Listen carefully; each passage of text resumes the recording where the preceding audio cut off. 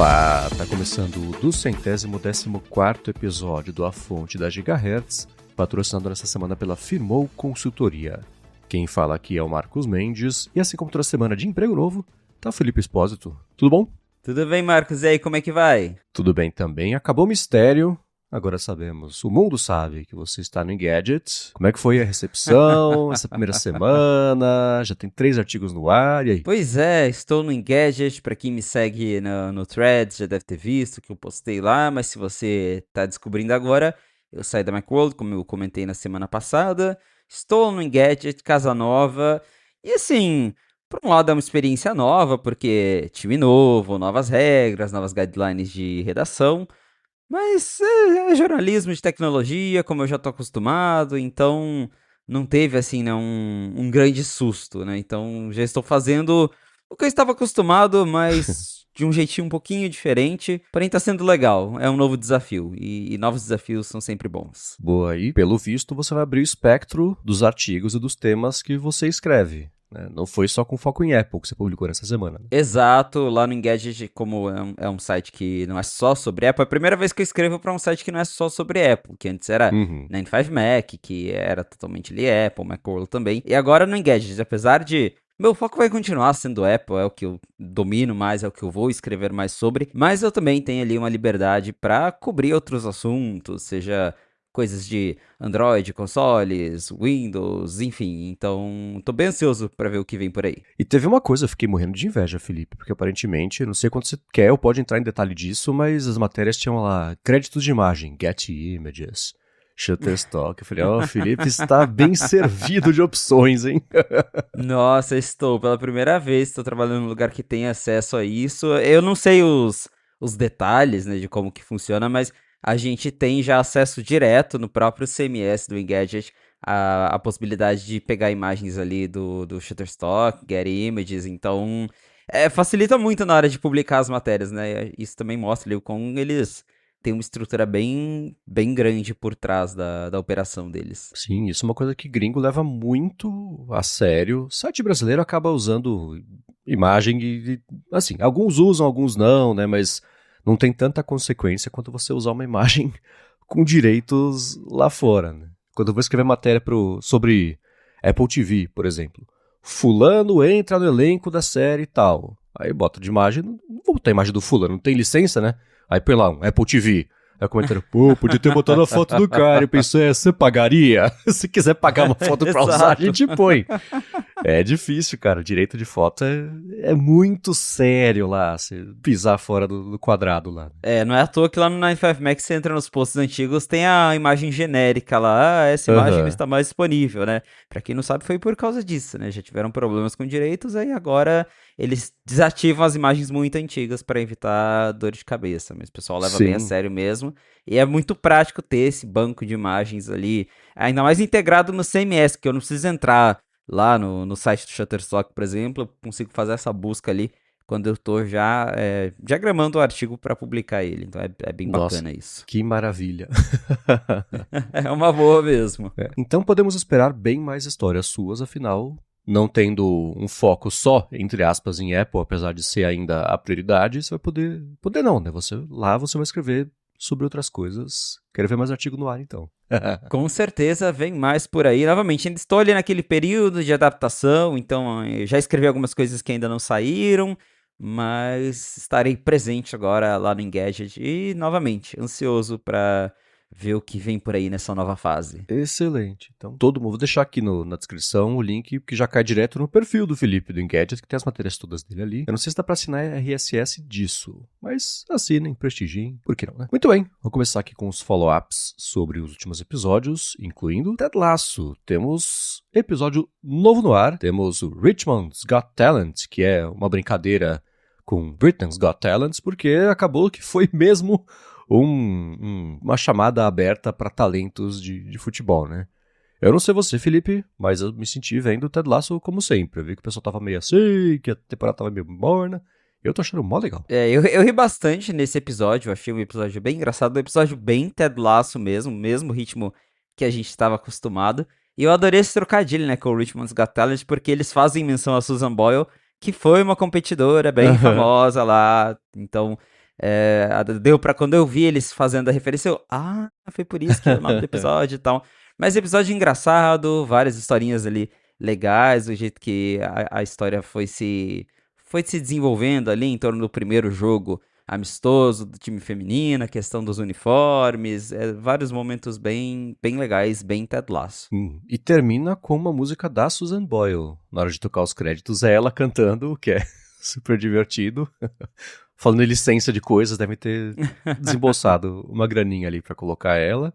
Tem todo... E assim, né? Eu me sinto estranho de falar sobre isso por motivos óbvios, né? Mas a história tá insistindo no lance de que ninguém quer saber do time das mulheres, ninguém se interessa, etc. Enquanto eu sinto um pouquinho de, putz, já sacamos, vamos lá? Eu imagino mulheres falando, cara, imagina isso todo dia mesmo na sua vida. É assim as coisas, então acostume-se. Então, ok, estou disposto a entender essa parte. Teve todo o gag da brincadeira da Rebecca não conseguindo ir jantar com o namorado, né? Porque ela sempre acontecia alguma coisa importante e ela não podia participar. Vimos a irmã do Dani Rojas e não era o que pelo menos eu esperava. Achava que ele ia ser uma integrante do time ali. Não, ela participou aparentemente só desse episódio como alguém que não sabe jogar bola. Foi engraçado também, eles com a expectativa super alta, né? E aí no final eles, futebol is life, tal. Não, futebol não é tudo isso, né, gente? Então, foi uma quebra de expectativa ali bem legal, bem engraçada também. E outras coisinhas também, né? Bom, botaram, agora tem uma que provavelmente deve ser mais namorada da técnica que tava fazendo direito, e aí agora voltou pra jogar bola, aquela coisa meio de clima meio ruim entre as duas, mas o time tem uma atacante. Tem a nova integrante do time, que é uma mãe, e tá botando ordem nas gêmeas que só brigam, que foi uma cena divertidíssima. Não, quieto, você, não, vai pra lá, para de ligar, separa as duas. Falei, ufa, vou parar com essa história das duas brigarem, porque isso tava meio repetitivo, né, meio chatinho. Mas só faltava uma legal. mãe ali. Exato, ela, não, vai pra lá, você vai pra lá e chega, não quero ouvir. Muito bom. E a Rebecca ali tentando salvar o patrocínio de um dos patrocinadores que não quis saber, porque falou, não, putz, esse relatório aí, o Higgins Report, que ele falou, não chama disso, pelo amor de Deus. Mostrou ali que o time feminino pode representar um risco pra grana do time masculino. Né? Sim, e também teve a questão da família do Ted Lasso, que também só apareceu ali, né? Até a gente brincou que no segundo episódio não teve nada transicional, né? O Ted indo, não. Ele começou o episódio, ele já tava lá, né? Agora começou o terceiro episódio, a família dele já tava lá também, não ficou dando volta ali, explicando, foco no que importa na história. Eu também gostei disso. Sim, e não sei você, eu tive a impressão que talvez tenha um romancezinho entre o filho do Ted Lasso e a sobrinha, a Phoebe, né?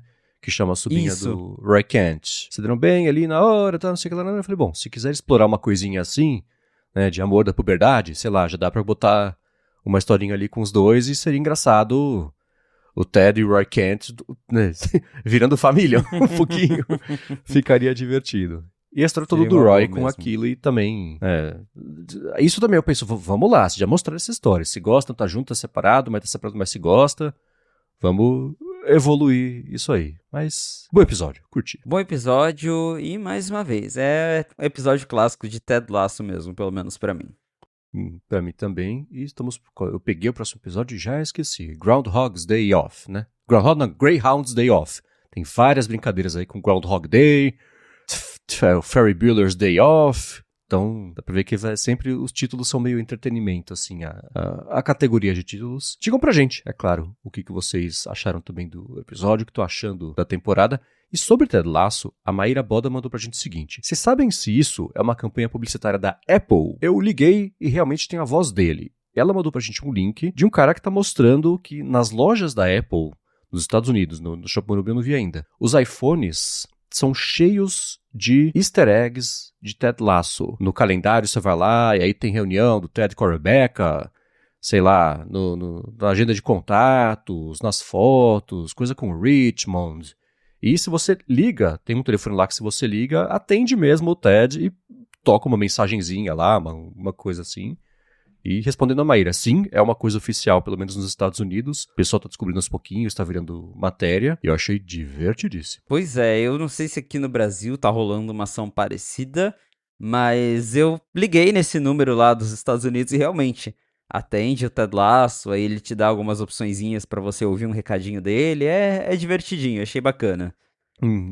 Uma coisa meio. Me lembrou quando era criança, que era tipo, peça pra mamãe ligar. Aí você ligava pra Teleturma da Mônica e escutava uma historinha. Aqui não, ele É, só fala uma mensagenzinha inspiradora. Deve ser umas 3 ou 4, né? Que alterna ali, sorteia a hora que você liga. ele pergunta, Mas. fala assim, você tá triste? Você tá precisando de uma motivação? Aí você escolhe um número e ele te fala uma mensagem. Ah, legal, até interativinho. Então, interessante. É bem legal mesmo. Então, quem mora perto do Shopping Morumbi ou perto da loja do Rio e passar por lá, conta pra gente se tá rolando isso também, mas bem divertida a ação. E vamos lá, começar com os follow-ups aqui sobre as últimas semanas. E no último fim de semana, o Mark Gurman falou sobre o que as pessoas com quem ele conversou, que já usaram o iPhone Ultra, estão achando do dispositivo. E os destaques são que ele no bolso, né, por ter esse formato mais de passaporte, uma coisa super bacaninha, que encaixa legal, etc, etc. Que também a qualidade, ele tem o aspecto de durável. E aí sou eu falando, vou comparar com o que eu sei do telefone da Samsung, que eu fui na loja, não esse novo, né? Os dobráveis antigos, que eu abri e falei, meio flimsy, assim, né? Meio mal menos. Até o barulho dele era que abria um barulho meio ruim, assim. Então, de acordo com o Gurman, durabilidade bacana. Ele fala até da dobra, mas uma coisa que eu não tô vendo falarem muito nos rumores é sobre o que a Apple fez para tirar o vinco mesmo, né? Sensação tátil de passar pela lombada invertida ali do vinco. Tinha o lance todo da tecnologia, da tela, embaixo um sistema que vai eliminar o vinco. Quero ver. Mas a durabilidade da dobra mesmo, né? Abre, fecha, abre, fecha, abre, fecha. Tipo, não range, esse tipo de coisa, sabe? Ele falou também que o layout dos apps, um esquema meio iPad mini, talvez ali pela proporção, é uma coisa bacana e que também é bom que ele serve muito como para acompanhar o que está ali na câmera. Lendo esse tipo de coisa, te interessa mais? Te interessa menos? Te interessa igual? Te desinteressa igual? O que você achou? Eu ainda fico com o pé atrás porque tem os dois lados. O lado de que alguém que quer testar uma novidade, é um novo form factor do iPhone, então com certeza vai ser bem legal. Essa ideia de, vamos dizer, ter o iPad mini no seu bolso, que eu vejo muitas pessoas fazendo essa comparação, que seria o equivalente do iPad mini, porque o tamanho ali é parecido. E aí você abre, tem os aplicativos de iPad mini com você. Mas eu também penso muito pelo lado do hardware, que como algumas pessoas vêm pontuando, vai ser um iPhone mais caro que não vai ter o melhor hardware. Ele vai ser diferentão, mas ele não vai ter as 3 câmeras, por exemplo. Ele não deve ter a plaquinha lá, câmera de vapor, né? A plaquinha de metal para resfriar mais, que é algo que veio no iPhone Pro do ano passado. Então ele não vai ser tão equivalente assim ao iPhone Pro, mas claro, vai ser bem diferentão. Então vão abrir ali novas possibilidades. Claro que eu adoraria testar, vamos ver como é que. Vamos ver o preço oficial da Apple primeiro, né? Mas eu ainda penso que entre um iPhone dobrável e o próprio que eu faço hoje em dia, que é ficar gravando um monte de vídeo e tirar muita foto, o Pro ainda vai fazer mais sentido, né? Mas no mundo ideal seria bacana ter os dois, né? Então, quem sabe? Mas lendo esses relatos, e até, novamente, com base no que o pessoal tá falando do telefone novo da Samsung, né? O Fold, que é aquele mais achatadinho também, formato passaporte, eu vi que muita gente tá gostando, muita gente tá achando super legal a possibilidade de ter esse tipo de dobrável que é mais fácil de colocar no bolso, que ele é mais achatadinho, e você abre, ele parece um tabletzinho menor. O pessoal tá curtindo.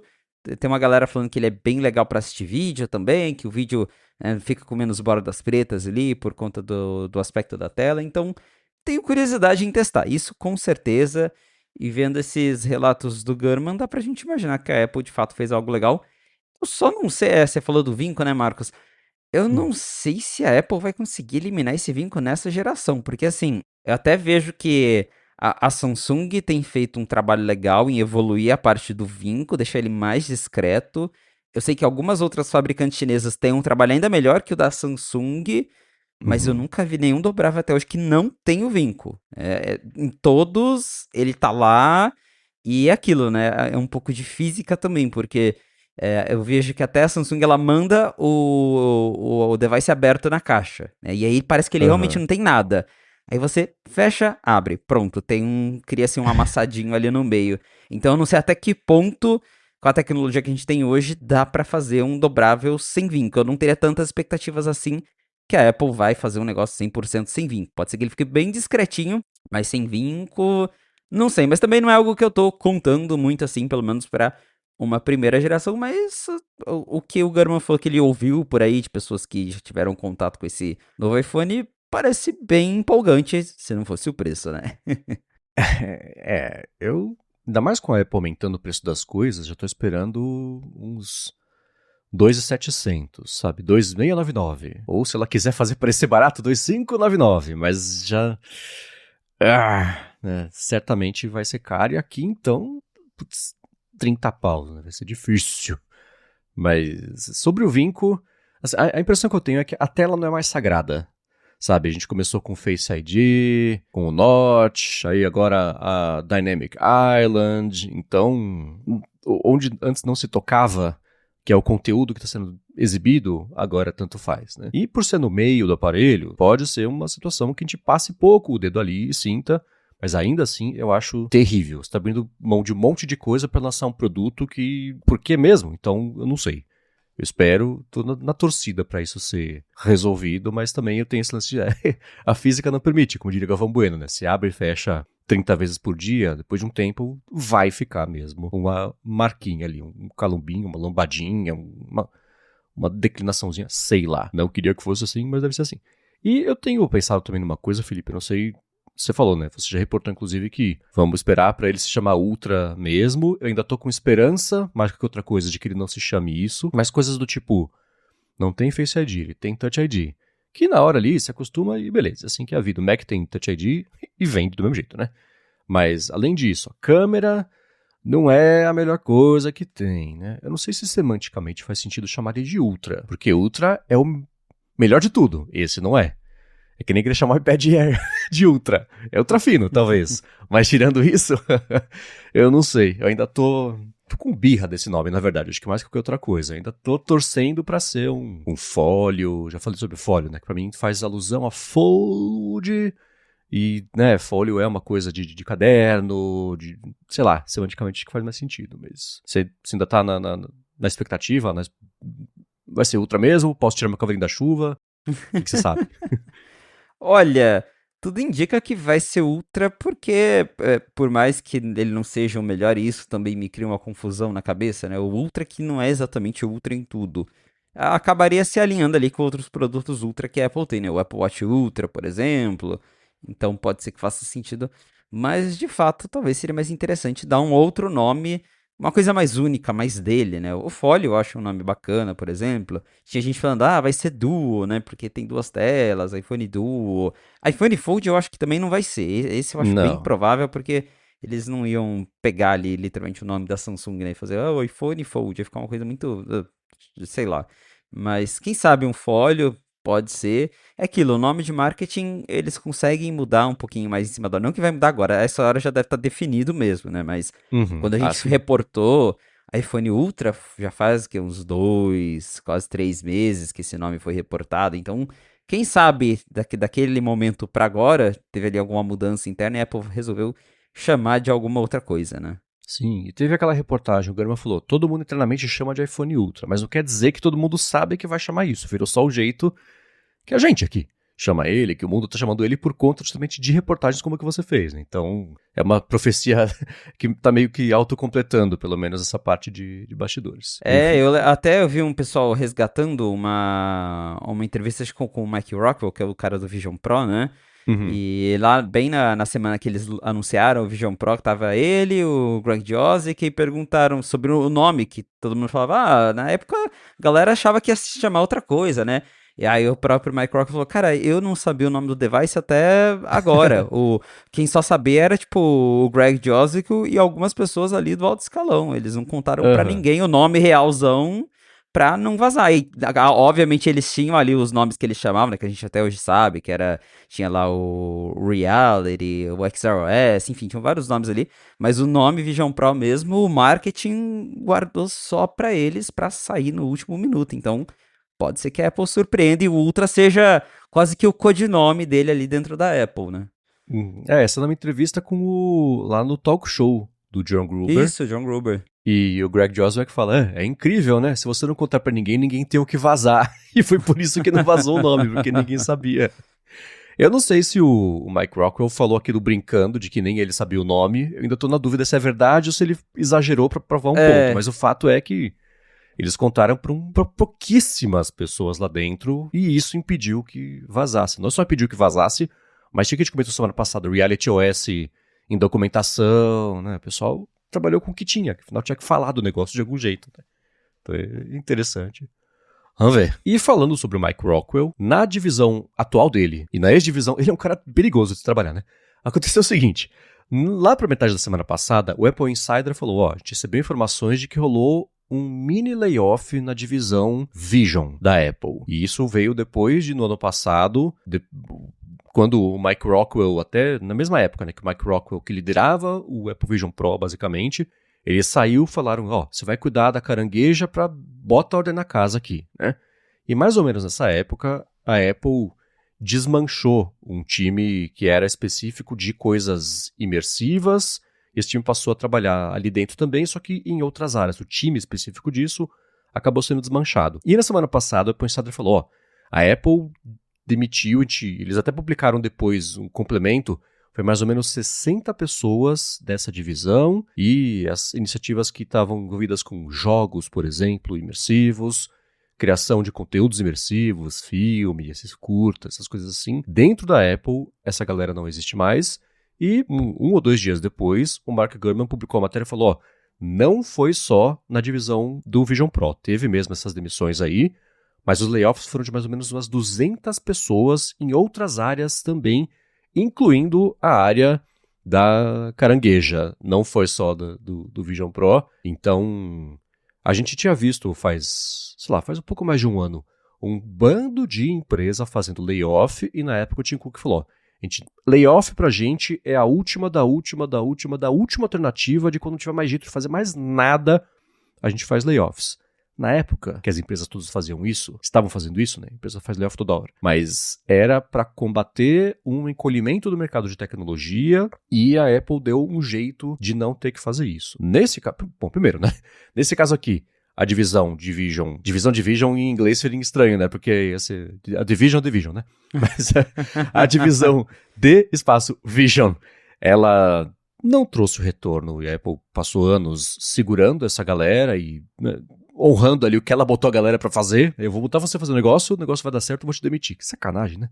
Mas acabou fazendo isso. E a divisão da carangueja é curioso, porque a carangueja, a nova, tá pra sair e funciona. Mas será que esse pessoal era da carangueja antiga, que não tem mais motivo pra continuar existindo? Seja como for, 200 e poucas pessoas, pelo menos 200 pessoas, né? Pode ser bem mais, 250, sei lá. Aí começou a aparecer no LinkedIn, gente, então eu fui um dos incluídos aqui, né? E a Apple confirmou, que uma coisa rara também, né? Falou, sim, a gente está fazendo para melhorar os nossos serviços, agradecemos as pessoas, elas podem se candidatar, inclusive, a vagas abertas na própria Apple, né, que isso é uma coisa que acontece com frequência ali no Vale do Silício. Mas e aí, Felipe, como é que você entendeu essa notícia? Essa do Vision chama a atenção porque, como você bem notou, a Apple não é muito de fazer layoffs assim tão frequentemente quanto outras empresas do Vale do Silício. Tem até aquela historinha que a Apple não faz layoff porque aqui o funcionário tem que pagar o almoço dele, então a Apple não tem tanto custo assim, umas coisas assim, né? Mas realmente a Apple não faz tanto layoff assim.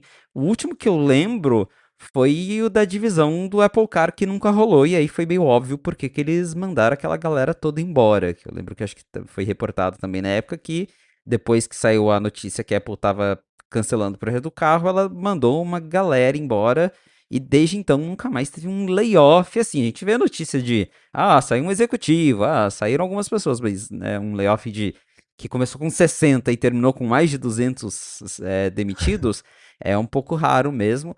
E aí tem dois lados dessa história, né? Que é o Vision e a carangueja.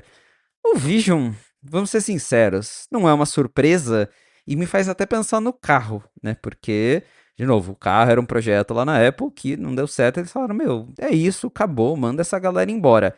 O Vision não acabou, mas tudo que a gente ouve sobre Vision Pro não é animador. Porque tinha rumor que a Apple ia fazer o Vision não Pro, né? O Vision Air, sei lá, um Vision mais barato. Agora diz que a Apple já congelou esse projeto. tudo que envolve novidade de Vision dá a entender que a Apple tá cancelando, tá adiando, não é uma prioridade. E assim, a gente tinha aquela expectativa, tá, a Apple lançou o Vision Pro, $3.500, a ideia é popularizar eventualmente, ele vai ficando mais barato, mas o que a gente tá vendo é que é um produto que ficou de escanteio, é um produto que a Apple não dá atenção, não tá lançando tanta novidade assim para ele, ficou mais caro, um produto que a gente esperava que ia ficar mais barato, ficou mais caro, e se eu não me engano até o Gurman já falou que lá dentro da Apple, o John Turnus nunca foi um defensor do Vision Pro, que ele mesmo nunca Uhum. gostou muito, assim, nunca acreditou muito nessa categoria de produto. E aí agora, né, vem aí a liderança do John Turnus em breve, eu só fico pensando, meu, vai chegar uma sexta-feira à noite e eles vão falar que acabou o Vision Pro, não tem mais. E essas demissões me passam um pouco essa impressão de que parece que a Apple tá desistindo aos poucos do produto, da categoria. Vai tá lá, tá vendendo, mas também não vai ter muito investimento em cima. De novo, não tá cortando o Vision Pro em si agora, mas corta conteúdo, corta o setor de games. Porque assim, o que falta no Vision Pro, além de preço ser um problema, é a questão de conteúdo, né? O Vision Pro já tem poucos apps, tem pouco conteúdo para ele. E uma coisa leva a outra. Se tem mais conteúdo, convence mais pessoas a serem Uhum. curiosas a pensar comprar ali o device. Se não tem conteúdo, menos motivos para comprar. Entra ali num ciclo que o produto vai só afundando. Então é uma coisa meio Windows Phone, né? Que o pessoal até gostava, mas não tinha aplicativo, o negócio afundou. Então, não sei, o futuro do Vision não me parece muito promissor. E aí, para caranguejo, você também trouxe um bom ponto, que é o que eu acho. Não dá pra gente saber por enquanto, mas eu penso que daí essas demissões estão mais envolvidas com a galera que trabalhava na carangueja antiga. Talvez agora Uhum. que tinha toda aquela historinha, a carangueja V1, a V2, a V3, que a Apple foi criando várias versões até achar o que ela queria, que é o que a gente tem hoje lá, que é essa integração com o Gemini. Então talvez a galera que ficou lá preso no time da carangueja antiga, que não conseguiu evoluir aquilo, todo mundo rodou também. Penso que deve ser mais relacionado a isso, né? Que a Apple tá cortando, né, o pessoal que tá fazendo a carangueja que a gente tem agora nos betas do 27. Penso que essas demissões são mais relacionadas à galera mais antiga. Mas ainda assim, né, layoff Apple chama bastante atenção. Da carangueja é o contrário do Vision Pro, né? O pessoal teve chance, chance, chance, chance, não conseguiu fazer dar certo. O Vision Pro foi a Apple que não conseguiu fazer dar certo. Porque eu penso muito, eu tenho pensado sobre isso, no caso do iPhone, por exemplo, quando veio o primeiro iPhone, que, bom, até hoje, né, é um formato invicto de você centralizar tudo digital para acessar rapidamente e facilmente uma coisa portátil. Né? Por isso que dificilmente qualquer produto novo vai matar o iPhone, porque ele sempre é uma coisa, o iPhone são todas. Né? E quando ele apareceu, parecia uma tecnologia alienígena. A tela sensível ao toque e tudo, né? O pinch to zoom, com essa interface muito acertada, mas não custava um absurdo. Né? No caso do Vision Pro, a tecnologia do Vision Pro não está dominada. Ele custa um absurdo de caro para fazer o produto. No caso do iPhone, era uma tecnologia que passou naquele segundo a ser barateada. E mesmo assim, só para a Apple. O mercado passou anos tentando alcançar e aí conseguiu.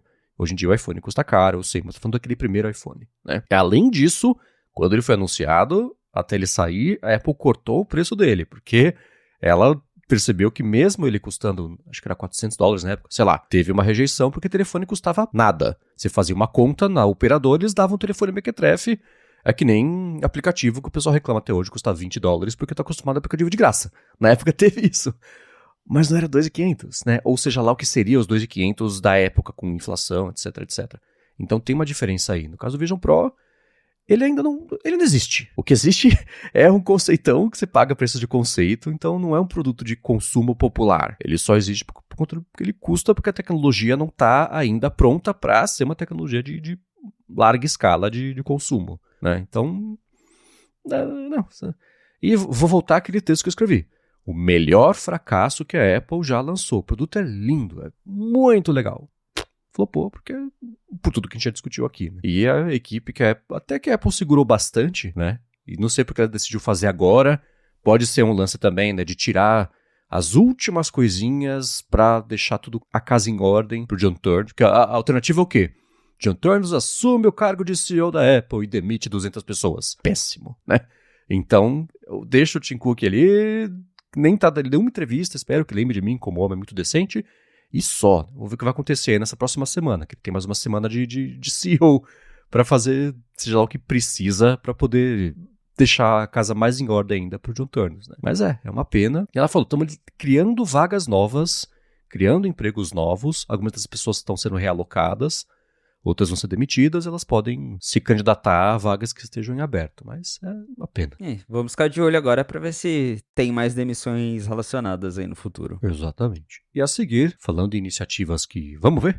Deixa eu falar sobre casa, produtos de casa. A Apple, uma notícia que pintou no do Mark Gurman, né, que ele comentou no fim de semana, e uma que o Felipe postou também no Engadget. Mas antes de falar sobre isso, eu vou agradecer a Firmou Consultoria, que está mais uma vez patrocinando o podcast e que quer falar com você que quer abrir uma empresa ou que tem uma empresa, que está com a empresa enrolada a parte de contabilidade.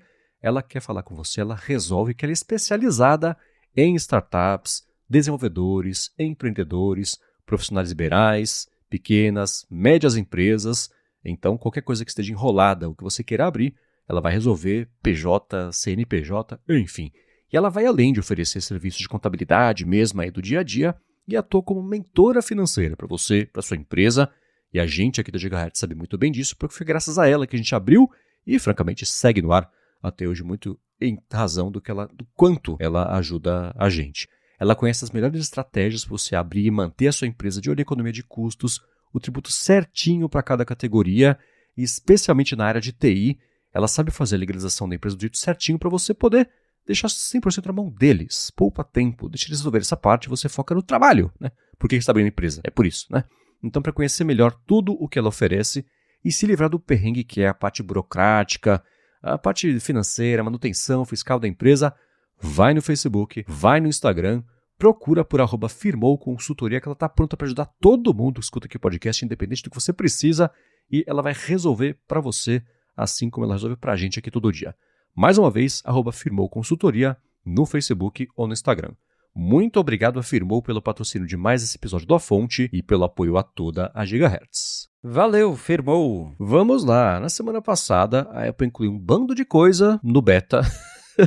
Nos betas dela, a gente vai falar mais sobre isso, mas o Felipe publicou no Engadget a matéria que diz: coisas que eu aprendi sobre esse produto rumorado, no HomePod com um display com base no código que está lá no beta do macOS. E aí, Felipe? Então, a Apple deixou escapar muitas informações no código do macOS 26.7, que é muito doido, inclusive, né? Porque a gente sempre espera que esse tipo de vazamento de novos produtos vá acontecer, sei lá, no beta mais atual, no beta do 27, por exemplo. E dessa vez ela soltou ali aleatoriamente uma beta do macOS 26.7, que é uma atualização pequena do macOS para quem não vai atualizar para as versões novas agora em setembro. E nessa versão ela esqueceu um monte de coisas sobre produtos não lançados. Teve aí, a gente vai falar de AirPods também, mas falando especificamente de HomePod, tinham lá várias informações que nos dão detalhes sobre o tal HomePad, aquele HomePod com tela que vem sendo rumorado mesmo, a gente vem chamando ele de HomePad carinhosamente, e dá a entender, a gente conseguiu entender um pouco mais sobre a interface dele. Já tinha rumor, mais ou menos, de como ele funcionaria, que a ideia, né, ele ficar ali, ter um display para mostrar informações úteis, e esse código meio que confirma isso. Então, pelo código, o que eu entendi ali?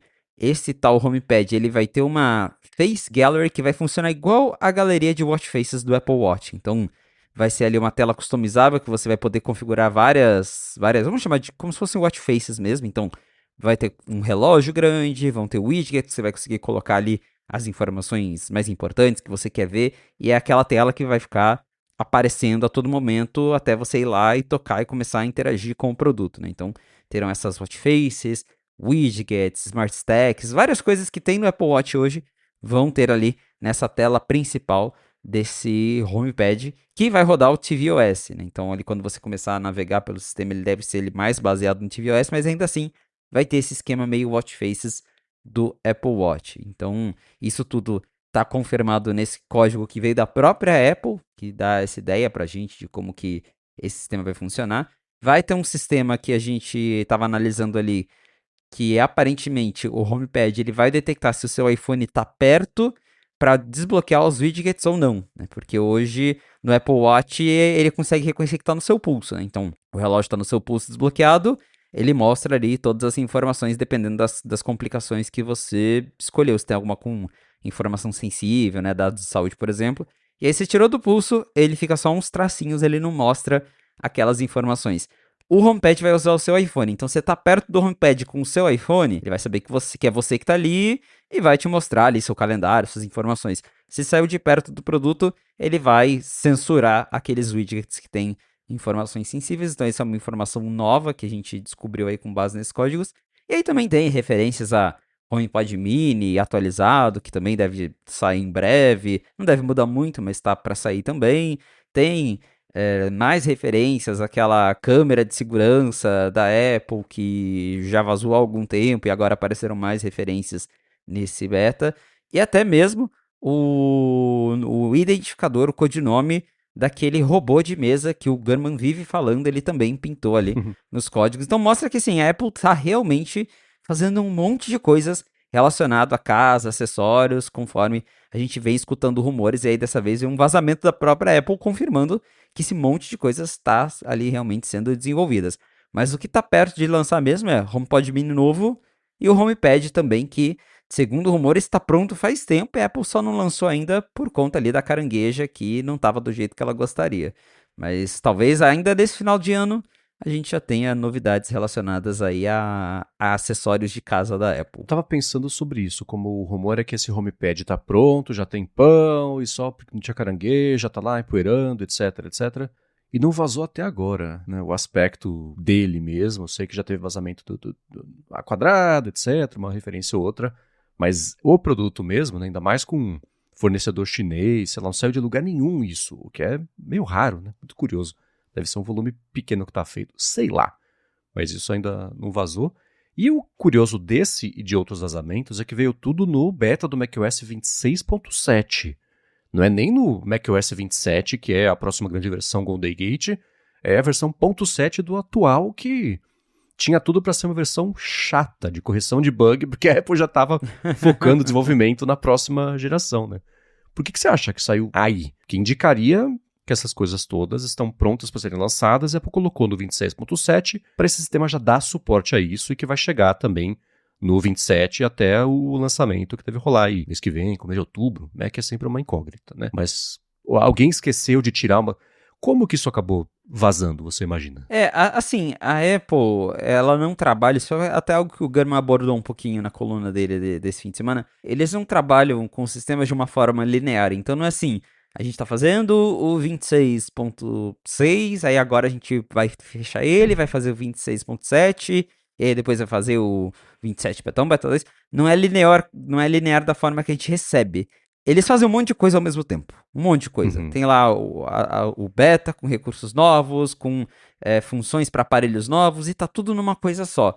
Na hora de lançar, eles criam esses branches, né? Que são as ramificações, as separações ali de cada OS. Então, na hora de empacotar, por exemplo, o beta novo, eles falam, tá, a gente vai empacotar o beta developer novo, e aí tem que tirar essa parte aqui, que isso aqui é de iPhone novo, isso aqui tira, isso aqui é um recurso que isso não é para ser lançado agora, não tá pronto, isso aqui vai tirando, e eles vão eliminando essas coisas.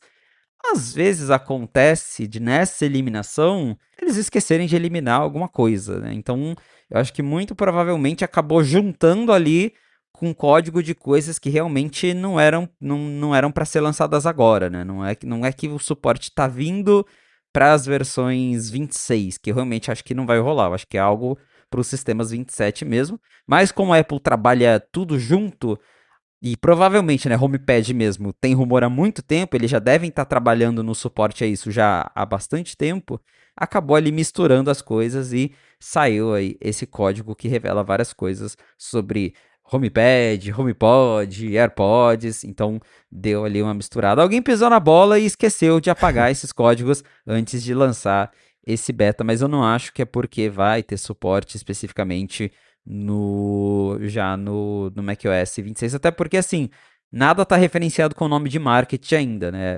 Tá Uhum. tudo lá, tipo, o J490, né? O J225, tudo em codinome. Então, dá pra ver que é um código que não tá pronto, que não era pra ter aparecido agora. É realmente algo interno ali que acabou escapando, mas chama atenção quando a própria Apple deixa escapar tanta coisa de uma vez só desse jeito, né? Que geralmente vem uma migalha, né? Um código, 2 códigos. Agora, o tanto que apareceu, realmente alguém deve ter levado uma advertência lá dentro, porque a coisa foi meio séria, assim. Eu fico pensando justamente na pessoa responsável por isso, sabe? Ela trabalha, correria, faz uma coisa, faz outra, tal, terminou, vai pra casa. Aí pinga uma notificação da Bloomberg. Ah, código vaza, e a pessoa fala, nossa. Aí ela lembra exatamente o que ela devia ter feito, que ela esqueceu de desativar o flagzinho. Ela fala, nossa. Aí copia o link e manda no Slack, ó, saiu isso aqui, precisamos conversar. Deve dar um desespero, né? Cara, assim, todo mundo já passou por algo parecido com isso no trabalho, sabe? A sensação de gelar a espinha. Falar, putz, eu vou ter os próximos dias bem difíceis ali dentro. E junto disso, o Mark Gurman, nesse fim de semana, falou que a Apple está se preparando para fazer uma reformulação na estrutura dos showrooms da Apple Store para poder acomodar produtos novos de casa. E aí entra muito do que é esperado de HomePad, de HomePod novo. Sim, vai saber o que é, né? Por enquanto, o report é só que vai mudar. Ela está mexendo na estrutura para poder fazer espaço para uma coisa nova. Acho que ele não falou o que ele imagina que seja. Essa parte, se ele falou, eu talvez tenha pulado. Mas a expectativa, já para esse evento de agora de setembro, é o quê? Então, pelo que o Gurman falou, não sei se agora é para setembro já, né? Mas tem outubro, novembro ainda que a Apple pode lançar ali faseado as coisas. Mas ele sugeriu que... Ele até deu os nomes ali, que a Apple tem essa área de casa, que é onde ficam... Você entra na Apple Store, tem lá a paredona. Aqui no Brasil que a gente não tem HomePod, né? Mas lá fora tem a paredona, que tem vários HomePods, Apple TV, que é onde ela realmente organiza as coisas de casa. Segundo o que ele ouviu das fontes, a Apple tá redesenhando, tá preparando ali uma reforma específica para essa paredona de produtos de casa. E o que ele fala nessa reportagem é o seguinte: a Apple, sei lá, atualizou a Apple TV com um chip mais rápido. Não precisa reformar a parede de casa para botar a Apple TV com o processador mais novo. Ah, o HomePod mudou de cor. Bota o HomePod novo lá. Então, para eles estarem reformando essa parte de casa, é provavelmente que vem um produto que precisa de um stand novo, um jeito novo de mostrar. E aí ele imagina que seja o tal do HomePad. Então dá pra gente imaginar que o HomePad vai ser anunciado ainda agora no finalzinho do ano.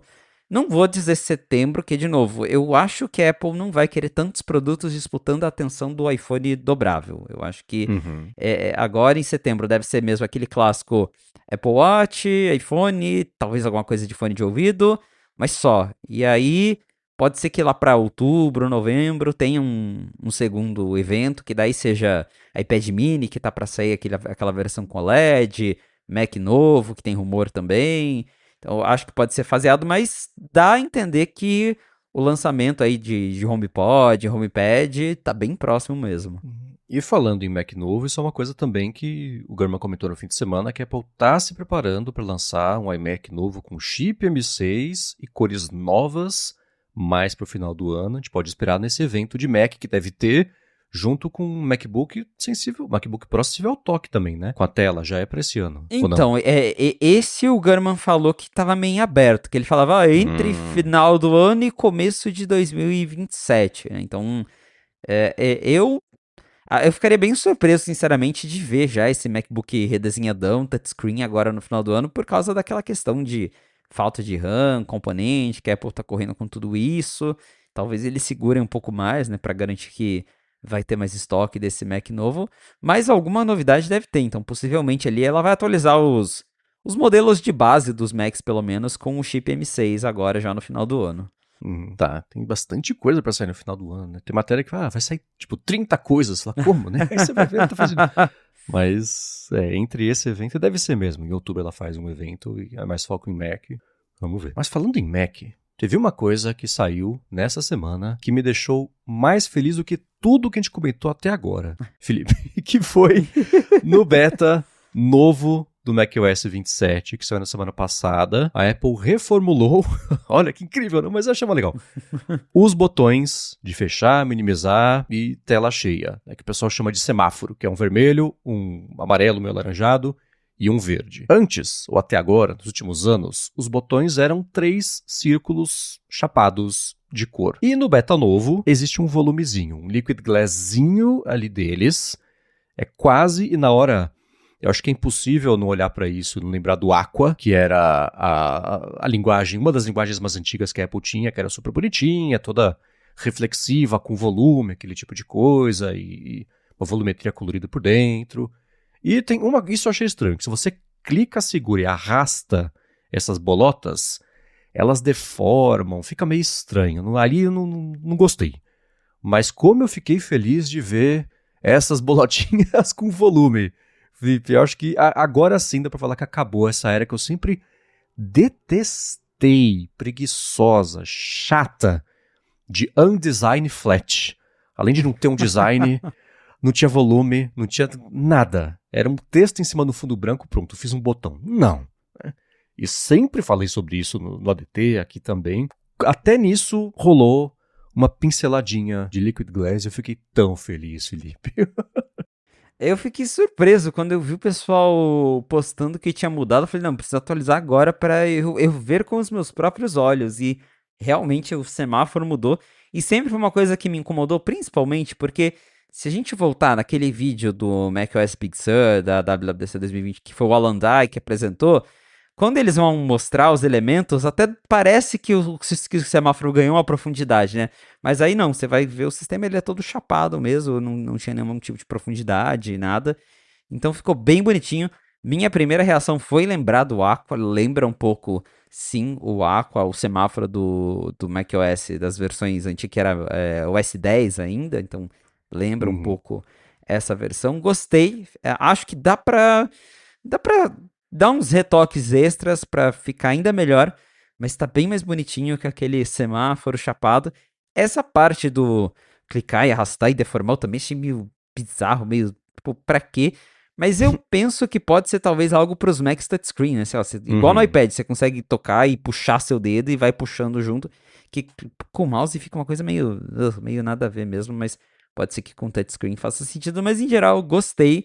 Fiquei surpreso disso ter aparecido, né, nós estamos no beta 5, beta 6, então me surpreende que no meio assim do ciclo, quase pra versão final, tá aí, alguém lá dentro resolveu olhar pro semáforo e falou, vou redesenhar esse negócio, e tá aprovado, pelo menos pra mim, eu curti bastante essa mudança. O que eu acho que tem que melhorar é o aspecto inativo desses botões. Porque quando eles estão coloridos, parecem 3 botões redondos com volume. Quando tá inativo, parece que tá oval. Não tá, é óbvio, tá redondo.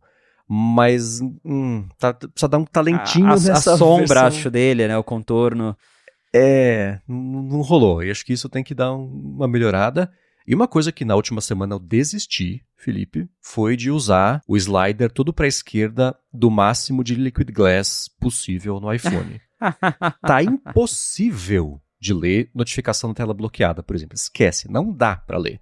Aí eu desisti, porque consegui, por mais bonito que eu ache o Liquid Glass, totalmente Liquid Glass, o propósito da notificação eu leio o que tá escrito. Eu não tava conseguindo fazer isso, então eu tô assim, da metade pra direita já. Tô quase no extremo oposto do que eu vinha usando. Afeta o sistema inteiro, que eu acho que é pior pro que eu gosto de ver. Mas estava impossível de ler notificação. E cada beta, a primeira coisa que eu vejo quando instalo o beta é pra se der um tapa nisso. E nos últimos betas não deram. Dependendo do wallpaper que você tá usando, pra quem usava na parte mais transparente, realmente ficou bem difícil de ler.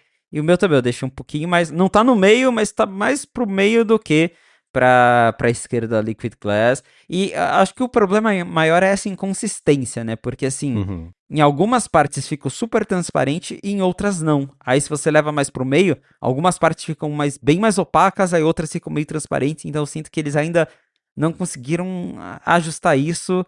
Mais de um ano tentando arrumar o Liquid Glass e ainda assim, cada beta uma surpresa, né? Cada beta uma intensidade de vidro diferente. Mas pelo menos agora tem o slider, né? A gente consegue mudar ali mais de acordo com o que a gente quer versus ter que ficar esperando a Apple ir lá e mudar de novo.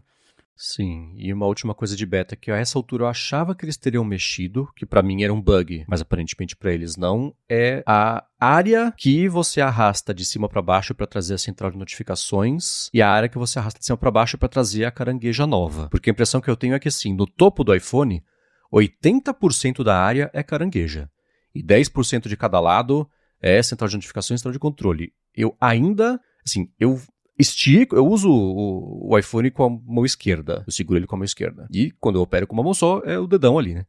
Até hoje, eu tento trazer a central de notificações, eu baixo a carangueja nova. E eu penso, não, eu tenho que esticar ainda mais o dedão pra ir lá no topo da esquerda. Certeza que agora vai. Pá! Carangueja.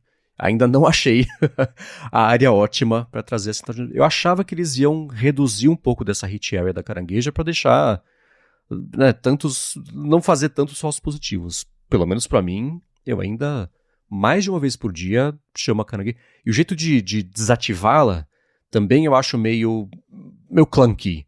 Porque não é só você arrastar pra cima de novo. Se você arrastar pra cima de novo, não faz nada. É chato, né? Então, isso eu achava que eles iam mexer no beta. Aparentemente tá como eles queriam que fosse mesmo. Eu não sei se estão contando com ativações acidentais pra ajudar o pessoal a saber que isso tá lá, né? Criar o hábito. Ah, mas tá ruim, Felipe. Não tô gostando. Eu já me acostumei um pouco com como acertar as notificações, mas no começo também me deu dor de cabeça pra diferenciar ali a área do Dynamic Island, pra puxar carangueja versus as notificações. Essa parte de dar um dismiss, né, de tirar a carangueja realmente me incomoda também, porque aí você puxa, só que aí você arrasta de novo pra cima e não faz nada. Ou você puxa bem lá de baixo, como se estivesse fechando o aplicativo, ou você toca no meio da tela. Mas puxar, que eu acho que é o instinto natural, né? Você puxou pra baixo, acionou, Exato. você joga de novo pra cima, você joga fora. Não funciona. Então isso eu também espero que mude. Mas eu fico pensando que essa parte da área das notificações, eles com certeza estão pensando nos iPhones novos, que daí o buraquinho vai ser bem menor, né? Então acho que talvez Pode aí crer.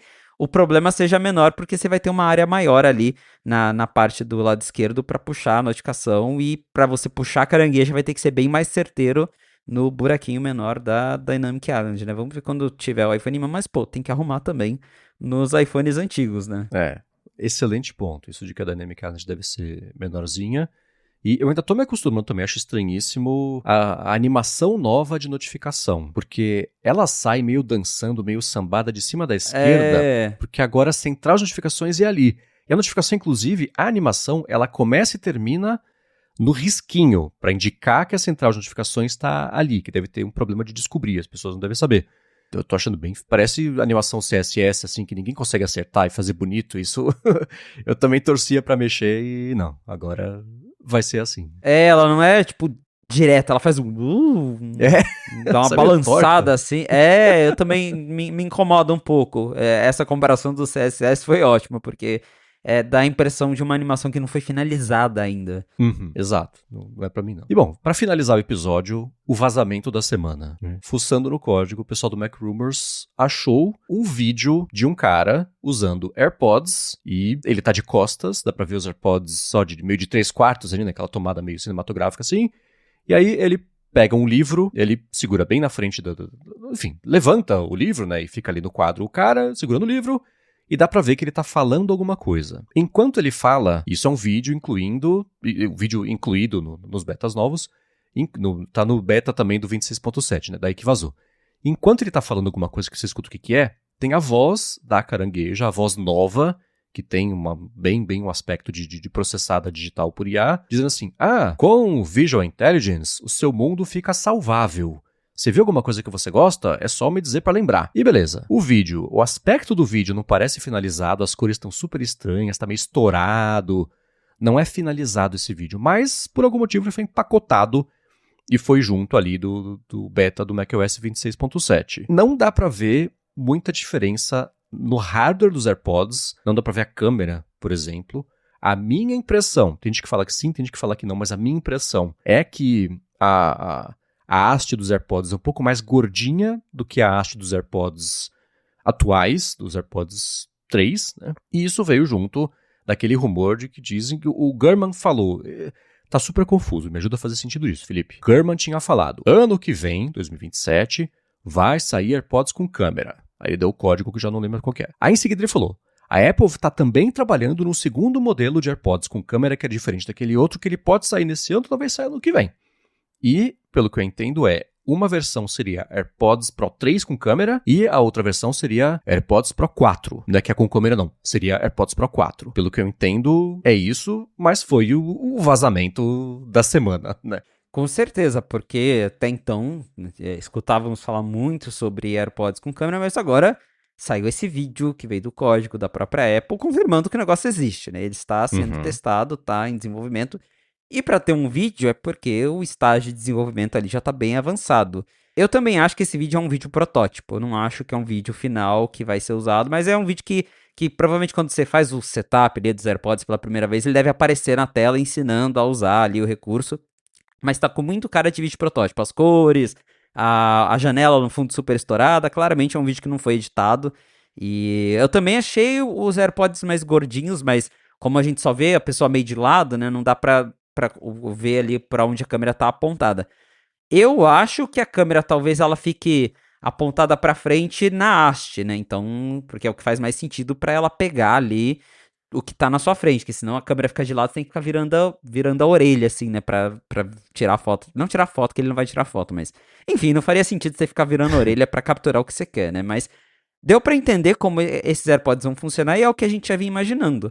É uma integração ali com o Visual Intelligence pra você criar lembrete, adicionar coisas no calendário, perguntar o que é, uma planta, um animal, um lugar que você tá visitando, e aí você escuta ali a resposta ou salva aquilo usando a nova carangueja pareada com o seu iPhone. Então é mais para esse lado versus o que, né, tirar foto, por exemplo, não vai dar para fazer isso, fazer vídeo. Tanto que lá nos códigos tem uma câmera de 1 megapixel, é um sensor muito pequeno, realmente só para ele entender o que você tá vendo e te dar a resposta. O foco não é capturar imagens, mas sim, eu acho que o vídeo é protótipo, tudo que a gente viu ali são coisas de protótipo. E aí agora o Gurman, né, publicou que é engraçado, porque ele mesmo tinha se embananado todo, falando que são 2 modelos, eu acho que um é esse ano, um é meio que ano que vem e não sei o quê. E agora ele também já se esclareceu um pouco. O que eu entendi dessa história toda, que de fato esse modelo que avançou seria um AirPods Pro 3 com câmera, e aí a Apple estaria fazendo AirPods Pro 4, e aí seria o único modelo que teria câmera. Me parece, pelo que eu entendi do último report do Gurman, é que a Apple desistiu de lançar esses AirPods Pro 3 com câmera e vai esperar para lançar AirPods Pro 4, que daí já vão ter a câmera embutida. Então, não deve rolar um lançamento agora já, por mais que vazou esse vídeo e tal. Esse codinome, que é o que vazou, seria o dos AirPods Pro 3 com câmera. Parece que a Apple desistiu de lançar esse e vai esperar ter uma mudança nos fones mesmo, né, na parte de som dos fones, para lançar como AirPods Pro 4, e aí sim, deve ser um lançamento que vai rolar no ano que vem e não esse ano. Então deve demorar um pouquinho para esse produto ser lançado, que é uma pena, porque eu até fiquei curioso para ver ele em ação. Achei que a gente pudesse ver já esses novos AirPods agora no evento, mas a Apple deve esperar um pouco para lançar. E até, né, o timing talvez seja melhor esperar, porque a gente está num momento que está todo mundo falando mal dos óculos da Meta, com medo, a questão da privacidade. E eu vi na internet mesmo, só de falar, né, as headlines, falam AirPods com câmera, que em tese é uma câmera, né? Tá ali um sensor que captura imagem, é uma câmera, mas a gente sabe que não vai servir para esse propósito, porém a galera já ficou, meu Deus, e a privacidade? Todo mundo andando com câmera na orelha, que perigo. Então, talvez a Apple até espere um pouco para sentir como é que tá a recepção da galera para esse tipo de produto, para contar a história da privacidade de um jeito melhor. Mas o que deu para entender é isso. A Apple tá trabalhando de fato em AirPods com câmera. Essa câmera vai ser só para entender o mundo ao seu redor, não vai ser para foto e vídeo. E não deve chegar tão cedo, deve ficar mais pro ano que vem mesmo. E tem isso da resolução, ela captura uma foto de 640 por 640, aí faz um processamento upscaling para deixar ela em 1024 por 1024. Tem 2 modos de captura, o ativo e o passivo. Quando tá usando o modo passivo, faz uma captura menor ainda, que é de 320 por 320, é um nadinha, né? E ou usa 320 por 320 ou faz um upscaling para 512 por 512. Ainda assim é pequeno. Os AirPods têm a luzinha mesmo de indicação, né, de que eles estão sendo usados, e ele utiliza tem uma câmera de cada lado, que nem microfone, tem um de cada lado, mas o uso final é de ou de um lado ou de outro. E eu tava pensando numa coisa, Felipe, não sei nem o quanto isso já tá reportado, tá claro ou não, mas sabe qual que é um jeito muito bom de deixar as pessoas um pouco menos incomodadas com questão de privacidade? Você não conseguir ver essas fotos. Essas fotos são pra carangueja e só pra ela. Assim como você não vê o que o Face ID tá capturando. As pessoas usam o iPhone peladas sem problema, sabe? E destravam o iPhone. Por quê? Porque elas não veem. Tudo bem que o sensor nem é uma foto, é diferente, ele projeta pontos e faz uma reconstrução 3D, mas deu pra sacar o que eu quero dizer aqui. Se for Você não se vê 3D pelado, né? Exatamente, né? Ainda bem. Então, se for um sensor que seja só pra carangueja ver o que tá ali e usar a visão computacional pra entender o que é, eu acho que tranquiliza um pouco mais. Aí você tem que fazer o quê? Fazer jailbreak dos AirPods pra poder extrair a foto que tá ali, sei lá. Sabe, mas é o anti-meta mesmo. O meta é pra tirar foto do mundo e ver a foto, fazer vídeo, postar em primeira pessoa, Reels e Stories. Pode ser que os AirPods sejam... Me lembre sobre isso, adicione esse post no meu calendário, sei lá. Né? Tem todo o lado de acessibilidade, que é maravilhoso, não é... aparentemente não vai ser o foco. Por isso eu tenho até evitado de falar como a redenção de produtos assim que seja de acessibilidade. Tipo, sempre falo, né? Falar que é pras criancinhas... Porque é um argumento irrefutável. Como assim você não gosta de criancinhas? Como assim você não gosta de acessibilidade? Não, acho meio covarde. É mó útil, mó legal. Tem que ter cada vez mais. Mas eu tô evitando de usar isso como argumento do que... O contra-argumento de quem se preocupa com a privacidade e não gosta de produtos assim, né? Mas tem esses modos de captura, tem tudo isso, mas tô achando que um jeito seria não dá pra acessar essas fotos. Ela é só pra caranguejo. Vamos ver. Eu também acho que essas fotos não vão ser acessíveis, não, que... ele vai usar o contexto ali na hora pra te responder e vai apagar imediatamente ali a imagem e você nunca vai ver aquela foto mesmo. Beleza. E tem isso, o B790 é o código do que seriam os AirPods 3 com câmera e B798 que seria essa geração nova. Acho que é isso, né? É isso mesmo. Bom, para achar os links de tudo que a gente comentou no episódio, vai em gigahertz.fm/afonte/214 ou também dá mais piada aqui nas notas do episódio. Obrigado a Firmou Consultoria pelo patrocínio do episódio de hoje, a vocês que deixam reviews, avaliações, que recomendam a fonte, que comentam, que vão em gigahertz.fm/feedback, mandam pra gente comentários, perguntas, ajuda a pautar aqui o episódio de uma forma ou de outra. E obrigado a você, Felipe, por mais uma semana ter me ajudado a fazer sentido do que tá saindo lá de Cupertino. Valeu, Marcos, e obrigado, audiência, por ter ficado com a gente até o final de mais um episódio do A Fonte. E se você quiser me encontrar nas redes sociais pra gente bater um papo, é só me procurar no @felipe.exposto lá no Instagram e no Threads. Boa, eu estou por aqui no área de trabalho e na área de transferência. Pra Alura, apresento o IA sob controle e meus textos vocês encontram no 9to5Mac. Obrigado mais uma vez pela audiência de vocês e o A Fonte volta na segunda que vem. Um abraço e até a próxima!